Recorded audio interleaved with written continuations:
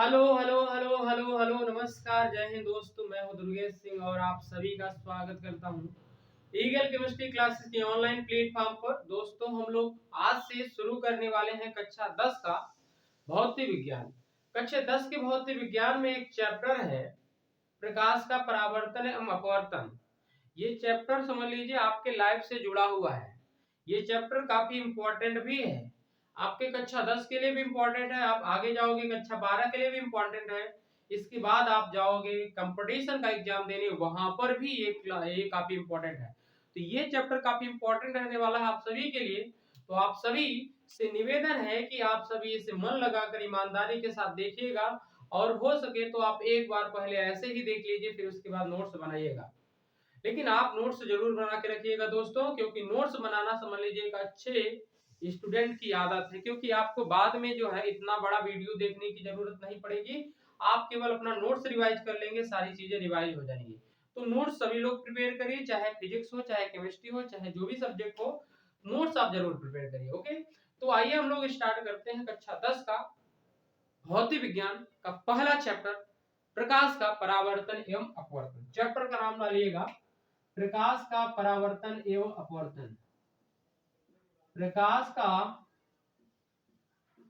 परावर्तन एवं अपवर्तन। अपवर्तन इंग्लिश में बोलेंगे रिफ्लेक्शन, रिफ्लेक्शन एंड रिफ्रैक्शन,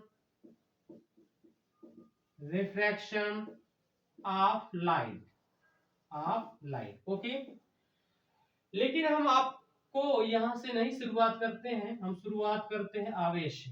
किससे? आवेश से। अब सभी लोग परेशान हो जाओगे कि आवेश होता क्या है sir.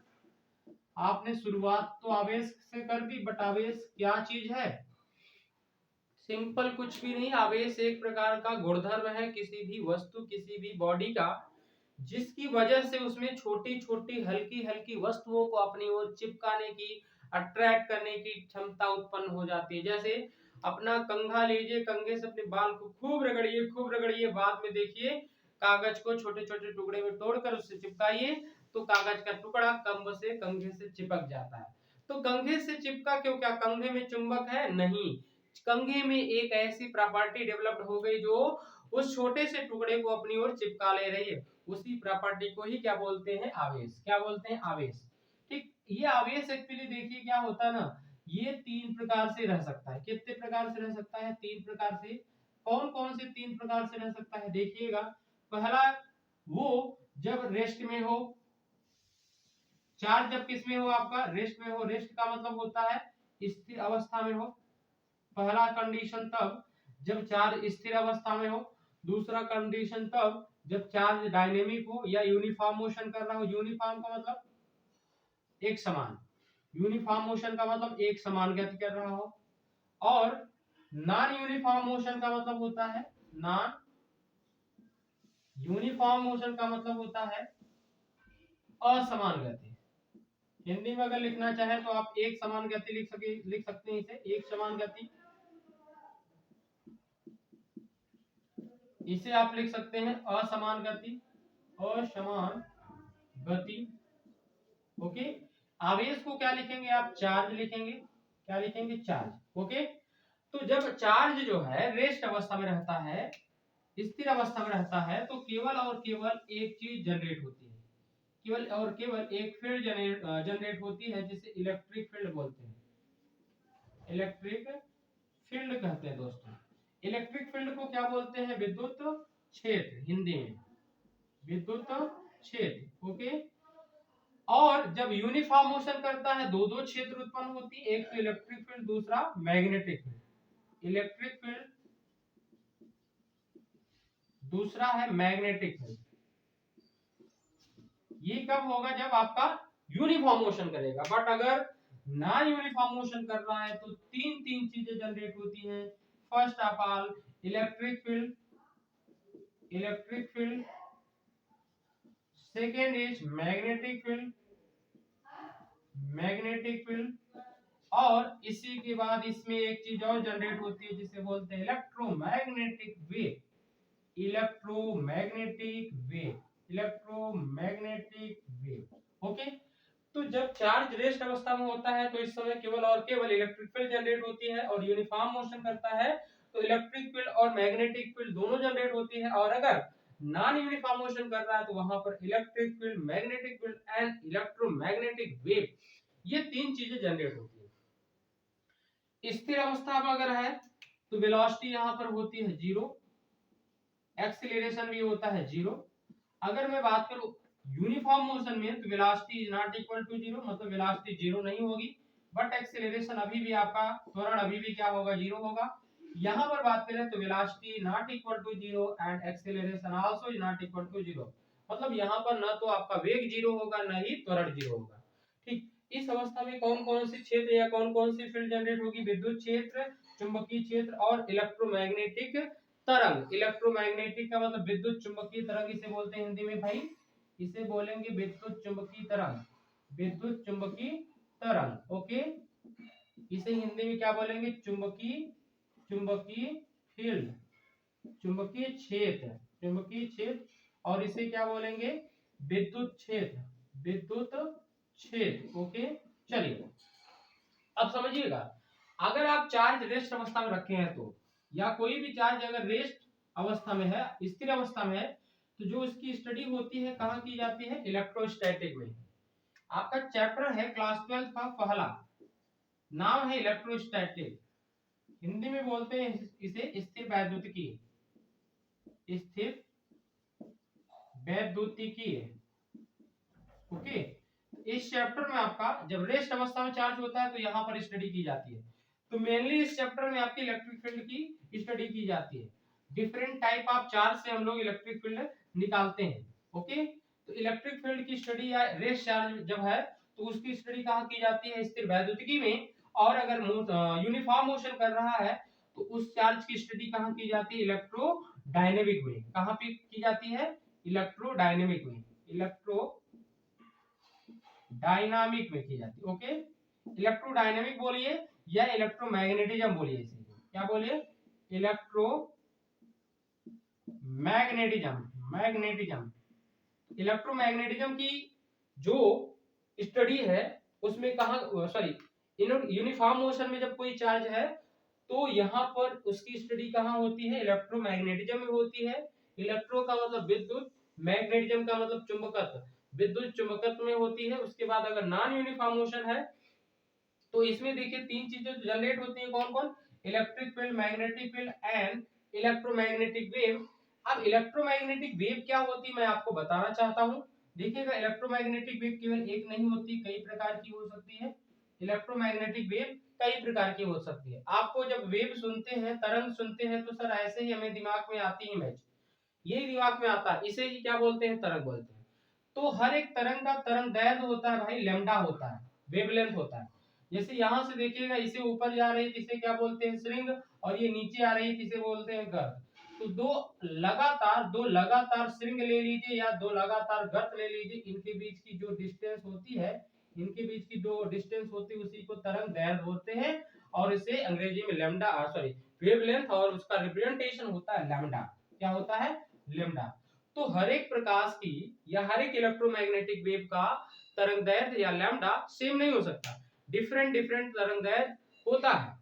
Different different electromagnetic wave का, विद्युत चुंबकीय तरंग का जो लैम्डा है वो डिफरेंट डिफरेंट होता है। तो आपको इसी तरीके से मतलब लैम्डा की डिफरेंट वैल्यू के बेसिस पर आप इलेक्ट्रोमैग्नेटिक को देखिए, आप क्या कह सकते हैं, कई प्रकार की हो सकती है।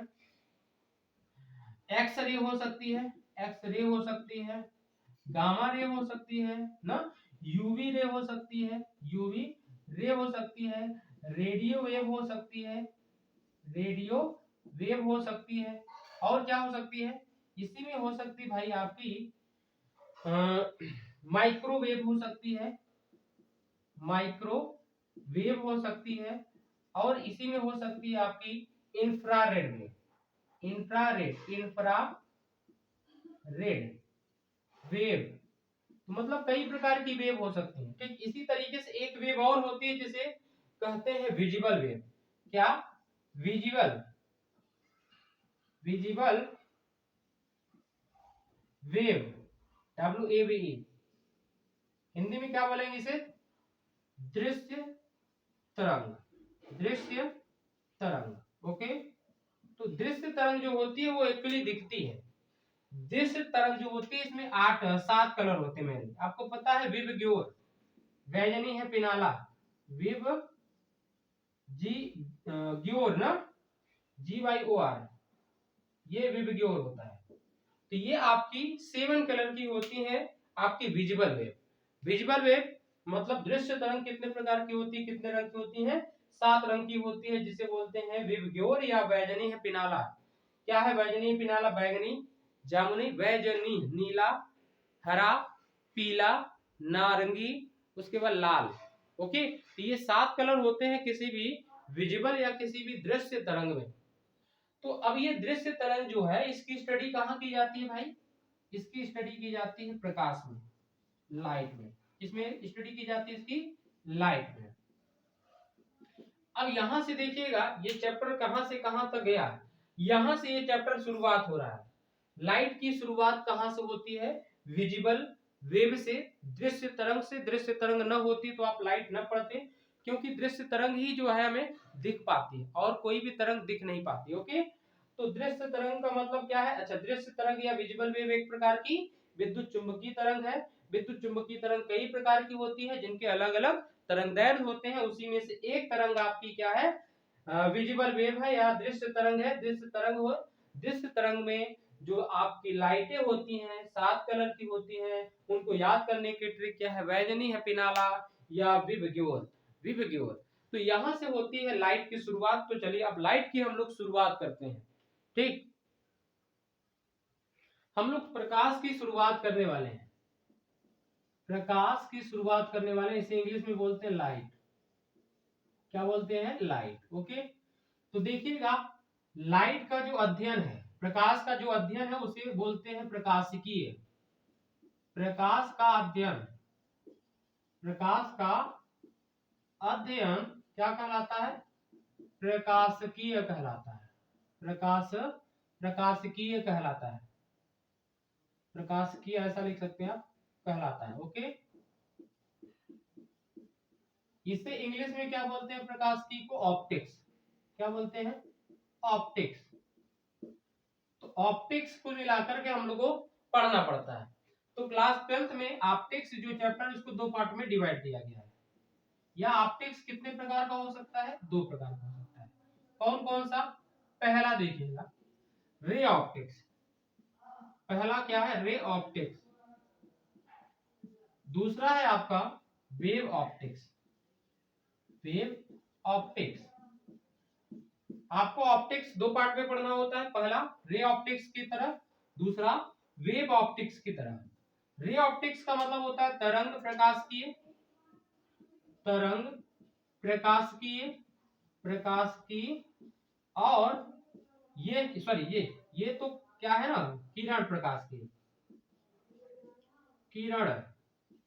और ये क्या है, तरंग प्रकाशिकीय, तरंग प्रकाशिकीय।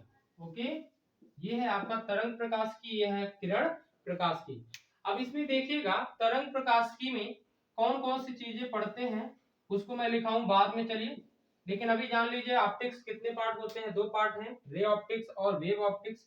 एक्चुअली मैं आपको बताऊं तो ये जो प्रकाश है, लाइट में 2 बिहेवियर पाए जाते हैं। एक तो पार्टिकल नेचर इसमें पाया जाता है, पार्टिकल नेचर पाया जाता है, मतलब इसके 2 नेचर होते हैं। और दूसरा नेचर होता है आपका वेव नेचर, वेव नेचर।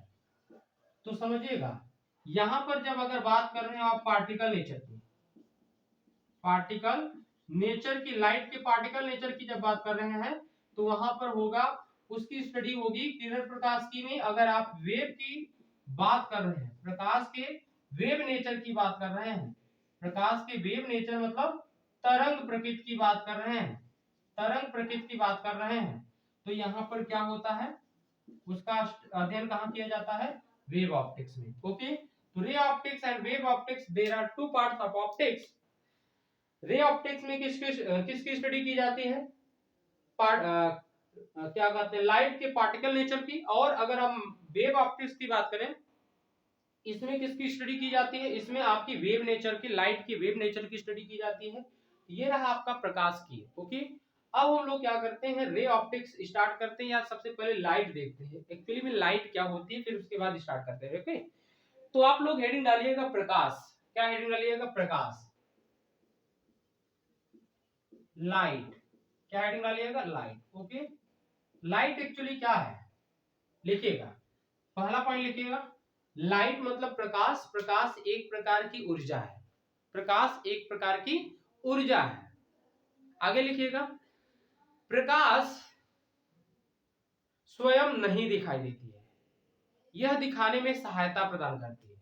जैसे आप देखो, हमें दिख पा रहे हैं, बट अगर मैं आपको कहूं कि प्रकाश आपको दिख रही है, तो कुछ बच्चे कहेंगे हाँ सर दिख तो रही है, पीली पीली रंग की, लेकिन वो प्रकाश नहीं है भाई। ठीक, वो चीजें दिख रही हैं आपको, अलग अलग चीजें आपको दिख रही हैं। तो प्रकाश तो खुद नहीं दिखती, बट दिखाने में सहायता जरूर करती है।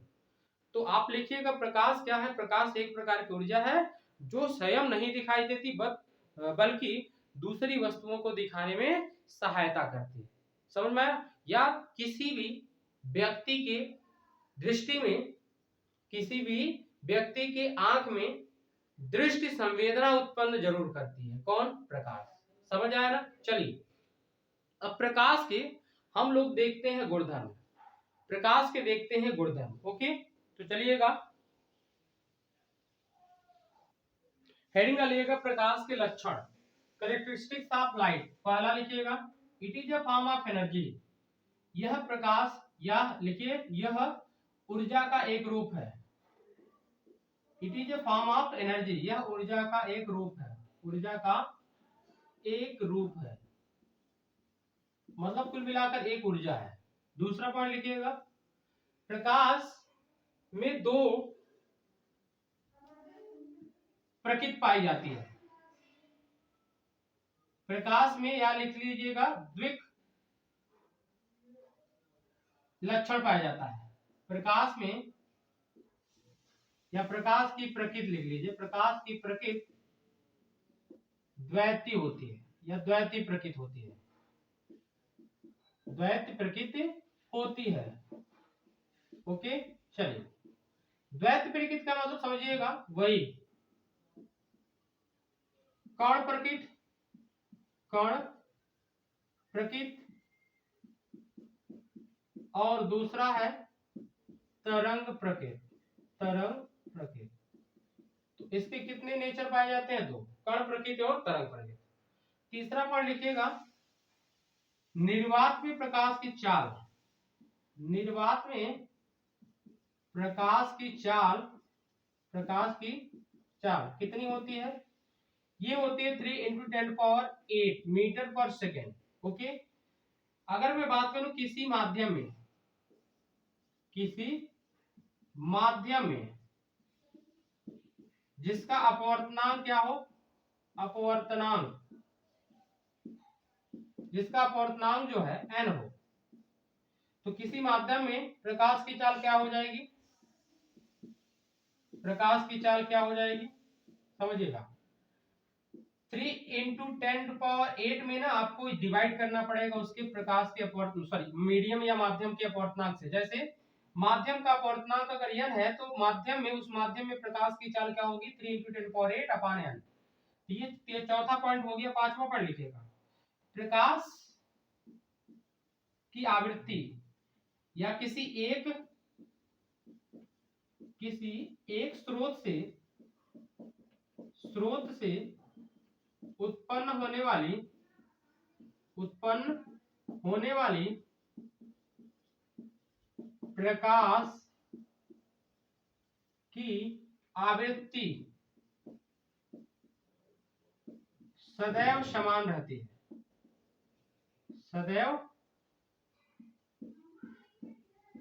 सदैव समान रहती है। मतलब समझ में आया होगा। देखिए, तरंग दैर्घ्य जो है ना, अलग अलग माध्यम में अलग अलग हो जाएगी, वेलोसिटी या वेग जो है अलग अलग माध्यम में अलग अलग हो जाएगी। जैसे अगर हम पानी में प्रकाश की किरण को भेजें, हवा में भेजें, कांच में भेजें, तो तीनों जगह जो तरंग दैर्ध्य है वो अलग अलग हो जाएगा, बट उसकी जो आवृत्ति है अगर एक ही जगह से आ रही है प्रकाश, तो आपकी आवृत्ति जो पानी में होगी वही हवा में होगी, वही कहां पर होगी, कांच में होगी।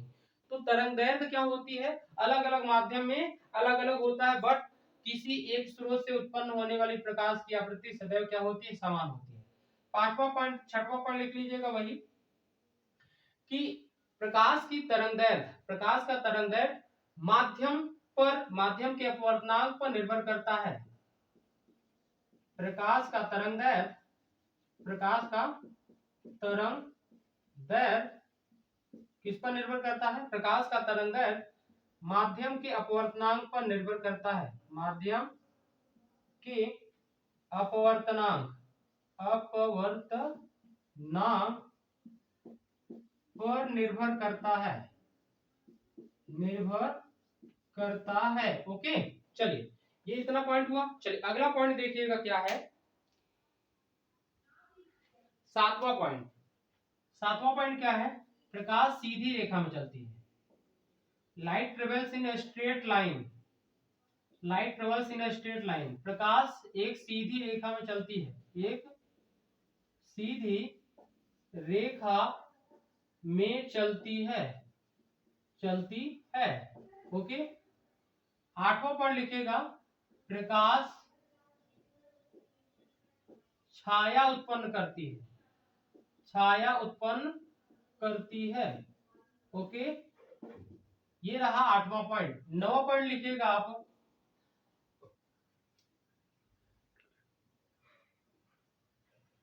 प्रकाश निर्वात में चल सकती है, प्रकाश को गति करने के लिए, गति करने के लिए किसी माध्यम की आवश्यकता नहीं होती, किसी माध्यम की आवश्यकता नहीं होती है। ओके, चलिए नौवां हो गया। दसवां, प्रकाश एक प्रकार की विद्युत चुम्बकीय तरंग है। प्रकाश एक प्रकार की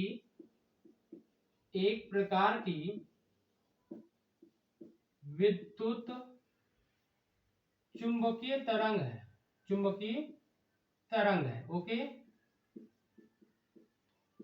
ये आप समझ गए होंगे। तो आपके पास ये रहे 10 पॉइंट प्रकाश के लक्षण से संबंधित। अब इसके बाद देखते हैं प्रकाश से संबंधित कुछ घटनाएं जो घटती हैं। प्रकाश से संबंधित कुछ घटनाएं जो घटती हैं, उसमें हेडिंग डालिएगा, प्रकाश से संबंधित घटनाएं, प्रकाश से संबंधित घटनाएं, फिनोमेना रिलेटेड टू लाइट, प्रकाश से संबंधित घटनाएं। ओके, तो चलिए देखिएगा, हम ऑप्टिक्स की बात कर रहे हैं। ऑप्टिक्स से संबंधित दो घटनाएं घटती हैं, एक वो जो वेव नेचर पर डिपेंड करती है और एक जो पार्टिकल नेचर पर डिपेंड करती है। तो पार्टिकल नेचर पर डिपेंड करने वाली, पार्टिकल नेचर पर डिपेंड करने वाली, पार्टिकल मतलब कण प्रकृति, प्रकाश की कण प्रकृति पर निर्भर करने वाली, जिन्हें आप कहां पढ़ते हैं, रे ऑप्टिक्स में। कहां पढ़ते हैं, रे ऑप्टिक्स में। रे ऑप्टिक्स मतलब किरण प्रकाशिकी में, जिसे आप पढ़ते हैं, किरण प्रकाशिकी में जिसे आप पढ़ते हैं। ओके, दूसरा पार्ट है इसका वेव नेचर, जिसमें मतलब अगर आप प्रकाश के वेव नेचर, वेव नेचर मतलब तरंग प्रकृति, तरंग प्रकृति, अगर आप तरंग प्रकृति की बात कर रहे हैं, अर्थात इसको कहां पढ़ेंगे आप, वेव ऑप्टिक्स में, ऑप्टिक्स में। ओके, वेव मतलब तरंग प्रकाश की, तरंग प्रकाश की। अगर आप तरंग प्रकाश की में पढ़ते हैं तो कौन कौन सी चीजें पढ़ेंगे, और रे ऑप्टिक्स में पढ़ेंगे तो कौन कौन सी चीजें पढ़ते हैं, चलिए देख लीजिए।